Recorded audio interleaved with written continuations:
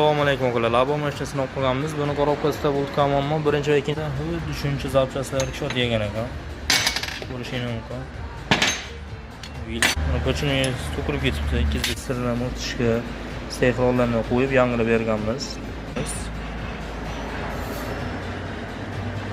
Assalomu alaykum akalar. Bu mashina sinov qilganmiz. Buni korobkasida bo'lgan muammo birinchi va ikkinchi ko'rsdan chiqib ketilgan holatda keldi. Hop, korobkasini ochganimizda xuddi shuncha zapchastlari shot yegan ekan. Ko'rishingiz mumkin. Vilkalari. Buni ko'chini to'kilib ketibdi. 205 ko'chini deydi. Ko'rishingiz mumkin.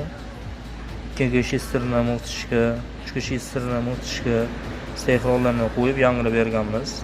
Shularni ham ko'rishingiz mumkin. Cheskilab olganmiz. Bunga yangi yog'lardan qo'yib, chiroylab yig'ishtirib beramiz. Kimga korobka sohasida xizmat kerak bo'lsa, o'zimizga